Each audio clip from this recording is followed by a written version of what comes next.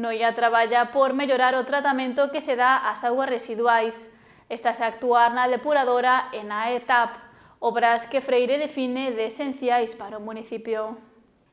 O Concello de Noia conta con diversas obras en marcha, aínda que o alcalde da vila, Santiago Freire, destaca dúas moi relevantes para o municipio. Estanse a desenvolver na actualidade e son as relativas á estación de tratamento de auga potable e da depuradora. A estación de tratamento de auga potable supón un investimento en torno a 1,5 millón de euros.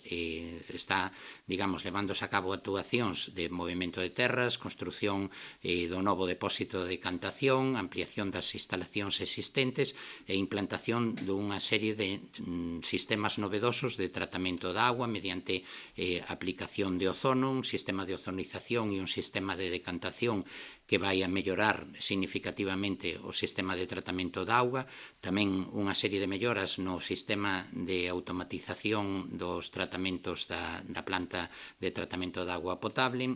E do aumento da capacidade de almacenamento da mesma. Este investimento é asumido íntegramente por parte de Augas de Galicia, inda que o Concello colabora en determinadas actuacións para, digamos, que podan materializarse o antes posible. Traballamos ca previsión de que esas obras rematen ao longo do mes de xuño e esperamos que, como consecuencia das mesmas, pois vai haber unha mellora significativa no que é a calidade da auga e no que é o sistema de tratamento. Unha cuestión que definiu de prioritaria, xa que dende o goberno municipal consideraban que era necesario mellorar ese sistema de tratamento. E está materializándose, vai a ser unha realidade en breve.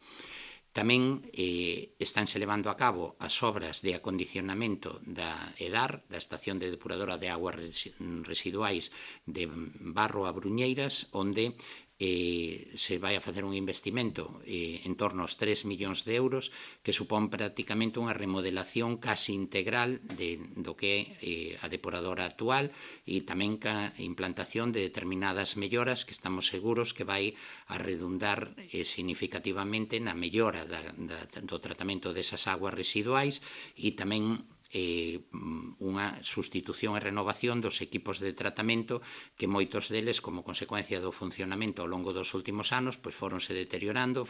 Tendo en conta tamén que se trata dunha depuradora localizada nunha zona na que hai entradas de auga mariña.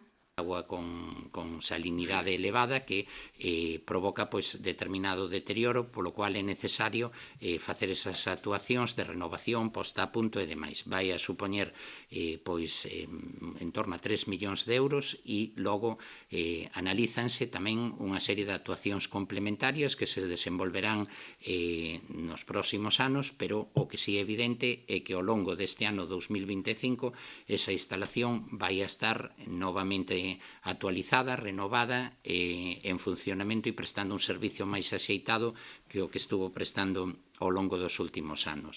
Actuacións que se suman ás xa finalizadas de ampliación de aparcadoiros detrás de Alonso Rodríguez ou da mellora do tramo que conecta o Couto con San Breixo.